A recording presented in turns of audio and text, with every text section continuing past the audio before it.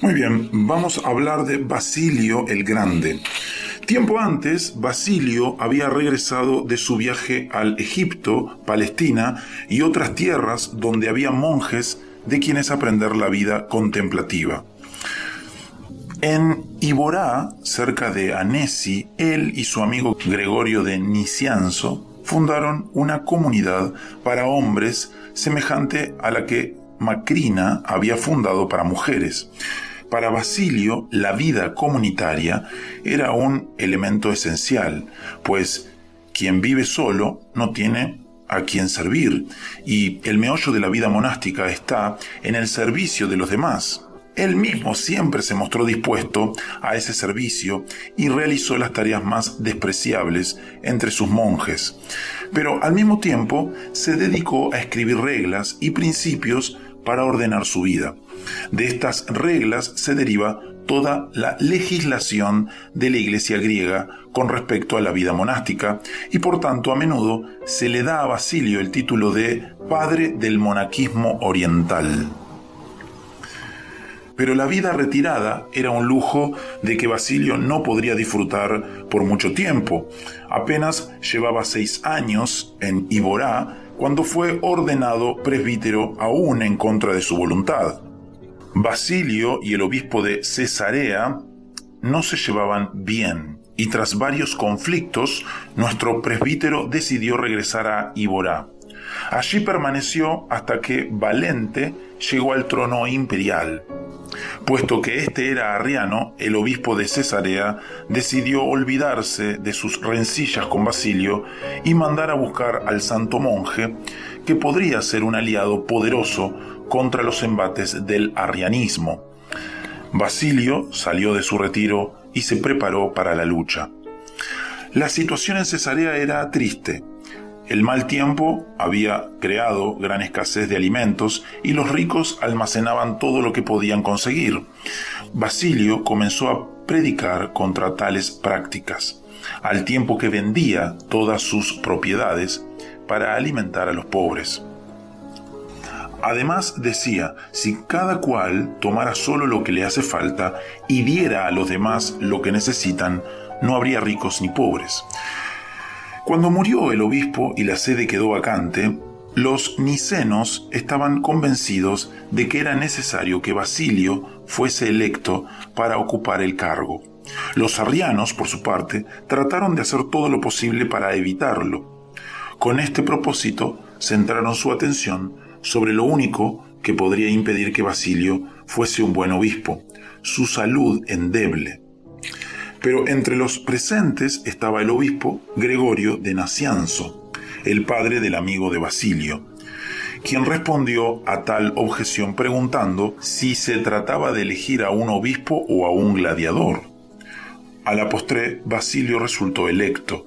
El nuevo obispo de Cesarea, se trata de Cesarea en Capadocia y no de Cesarea en Palestina, donde el famoso historiador Eusebio había sido obispo, sabía que su elección le acarrearía conflictos con el emperador, que era arriano.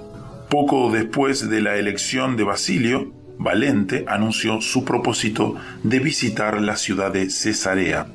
Tales visitas imperiales por lo general traían tristes consecuencias para los nicenos, pues el emperador hacía todo lo posible por fortalecer el bando arriano en cada ciudad que visitaba.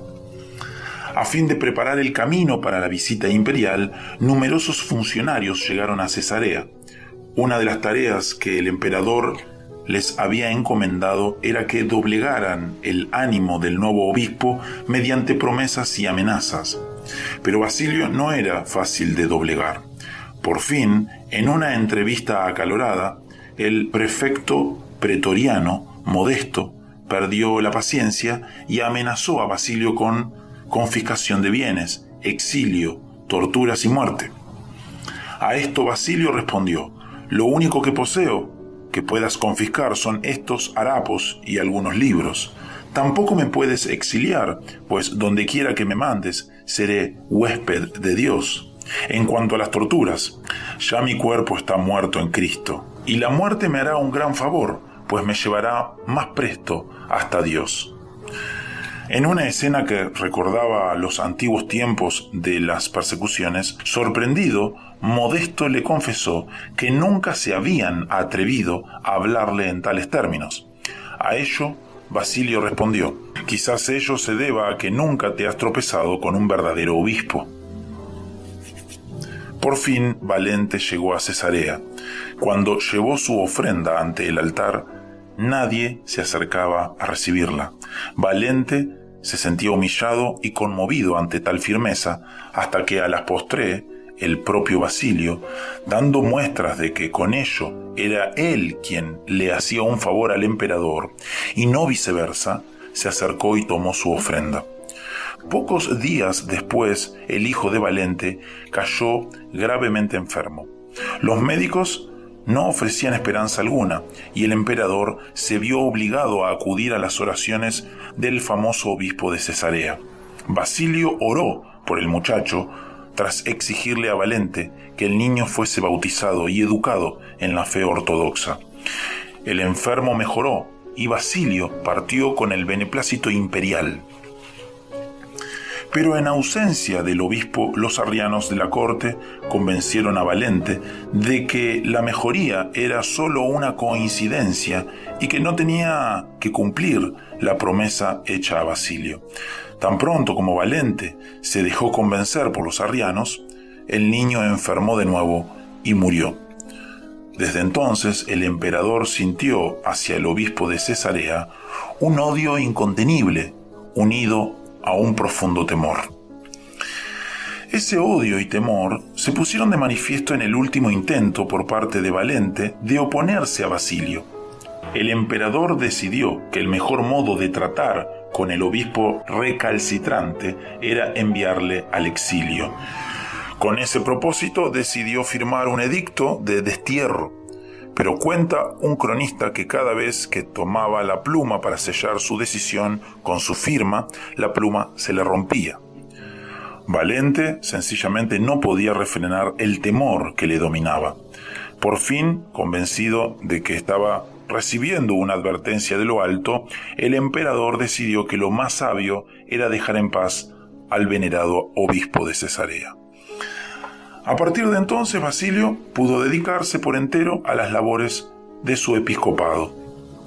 Además de actuar como hábil pastor, continuó organizando y dirigiendo la vida monástica.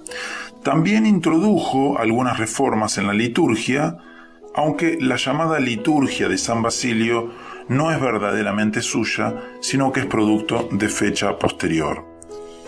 En medio de todas estas labores, Basilio se encontraba profundamente envuelto en las controversias acerca de la doctrina de la Trinidad a la que se oponían los arrianos. Mediante una amplia correspondencia y varios tratados teológicos, Basilio contribuyó al triunfo final de la doctrina trinitaria que el Concilio de Nicea había proclamado. Sin embargo, al igual que Atanasio, no pudo ver ese triunfo final, pues murió pocos meses antes de que el Concilio de Constantinopla, en el año 381, confirmara la doctrina nicena.